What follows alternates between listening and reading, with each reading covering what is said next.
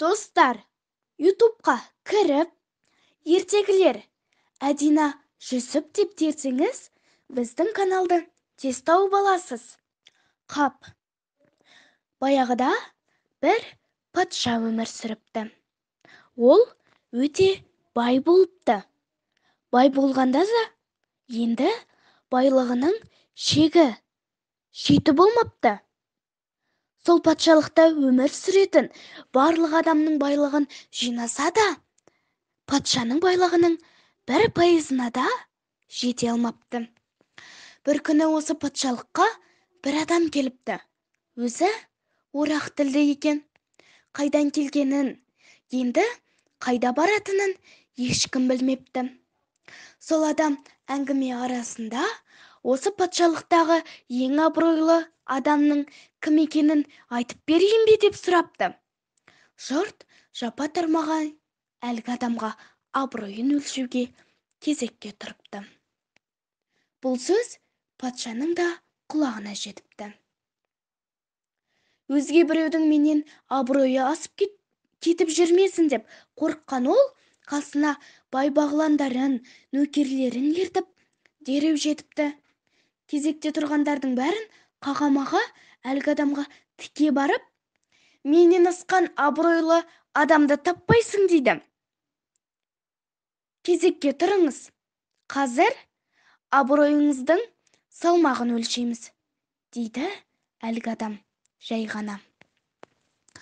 Бұл адамға сөзі өтпей, кезекте тұрғандардың алдында ұятты болып қалған патша, басқа амалы қалмаған соң жұртпен таласа тармасып кезекке тұрады. Өз абыройының салмағын білгісі келгендер түгел жиналып болды-ау дегенде, әлгі адам тамағын кенеп, абыройдың салмағы байлықпен өлшенеді дейді. Мұна сөзді естіген патша мырс етіп күліп жібереді де, денесі жеңілдеп, іштей бір деп тыныс алады. Абыройды байлықпен өлшегені қандай жақсы болды деп ойлайды. Жан-жағына тәкаппарлана қарайды. Қане, қайсысың менің шаңыма жетер екенсіңдер деп ойлап қояды. Басқалары абыр-сабыр болып, айналаны азан-қазан қылады. Өзінің дым абыройы жоқ екенін тез мойындағандар кезектен шығып кетеді.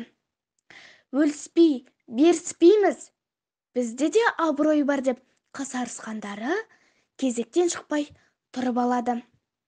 Абыр-сабыр сәл басылғанда әлгі кісі, енді осы жерге жиған терген байлықтарыңды кеп үйіңдер дейді. Дереу бәрі жан-жаққа зымырап, тек байлықпен емес, уақытпен де жарысып жатқандай анда-мында тыққандарын сүйреп әкеп үйе бастайды. Бар байлық ортаға үйілген соң, олардың қолына бір-бір қап береді. Ол қаптың құдіреті сондай, ішіне не салсаң да, қанша салсаң да кете береді, ешқашан толмайды. Әлгі адам ортаға үйілген байлықты қайсысы кімдікі екенін білмейтіндей араластырады да, енді осы байлықты қапқа салыңдар. Соған байланысты кімнің абыройы асқақ, кімдікі пәс екенін айтамын, дейді. Бәрі жамырап, көп салу керек пе? Әлде аз салу керек пе? Десті. Оны байлықпен қапқа салып болғанда ғана айтамын, деді.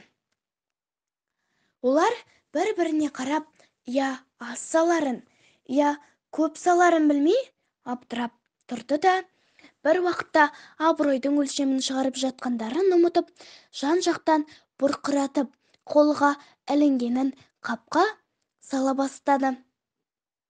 Сала берді. Оларда тоқтау болмады. Олар тоқтай алмай қалды. Салған сайын қап бос секілді, жеңіл секілді көрінді. Бір уақытта қапқа салатын ештеңе қалмады. О баста өздерінің абыройлы екеніне күмәні болғандар, абыройсыз екеніне сенімді болғандар жағалай тұрып бұларды қызықтап тұр еді. Қапқа салатын ештеңе таппай жалақтаған әлгілер енді қарап тұрғандары шыңғыртып қуып жүріп қабына сала бастады. Оларды түгел салып болған соң тағы да жалақтап жан-жақтарына қарады. Көзге ештеңе ілінбеген соң бір-бірін қуып ұстап алып, қабымен қосып өз қабына салып алып жатты.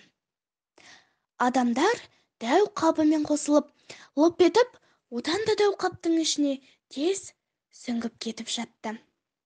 Қанша салса да оларға қолындағы қап жеңіл секілді. Бар абыройы түбінде ғана жатқан секілді көріне берді. Соңында қалған 5-6 адам бір-біріне әлі келмей, бірін-бірі қапқа сала алмай тістеніп, кіжініп, ауыздарынан түкірігі шашырап, боқтасып жүргенде бірінің көзін өздері сырттай бақылап тұрған бағанағы абырой өлшегіш адамға түсті. Сол сәтте ғана ол кілт тоқтады. Бұл тоқтаған соң қалғандары да бір-біріне бірі соғылып, әрең тоқтады. Қаптарыңды әкеліңдер, абыройларыңның салмағын өлшеп шығарайық деді. Бәрі қолдарындағы дәу болса да жеп-жеңіл қаптарын гүрс-гүрс етіп қоя-қоя салды. Сол уақытта бір адамның мықшыңдап әлденені сөйлей алмай жатқан дауысы естілді. Қараса, патшалықтағы жалғыз оқымысты кісі екен. Мынау қалай көзге түспей қалды? Бағана-ақ өзімнің қабыма қосып салып жіберетін едім, деп жұтынған патшаның аяқ асты шаңқ еткен даусы өте жаман шықты. Ол жігіттің қабын көргенде шошып кеткен еді. Қабы өте үлкен екен. Мықшыңдағаны да, салмағы да ауыр секілді. Ол қабын ортаға ақ тер, көк тер болып әрең сүйреп әкелді. Сүйрей алмайтындай соншама не бар бұның ішінде? Тасталып алғансың ба өзі? Деген патша жігітті итеріп жіберіп, қаптың аузын ашып жіберді. Қаптың ішінде бірнеше кітап жатты. Кітапта осынша ауыр бола ма, деді патша таңқалып. Кітаптағы ілім-білімнің салмағы ауыр. Оның берері мол, таусылмайды. Сондықтан ол ауыр. Кітапты байлық ретінде әкеп қосқан жігіт абыройлы, деді әлгі адам. Жоқ, олай болмайды. Бұл әділетсіз. Жоқ, деп жан ұшыра ұмтыла берген патшаны аңдып тұрған біреуі дәу қабына салып жіберді де аузын буа қойды. Сөйтіп патшаның үні құмығып барып өшті. Қалғандары әлгі кісінің сөзіне қарсы шықпады. Жымың-жымың етіп қолындағы қаптарын сипап қояды. Көздері асықпа,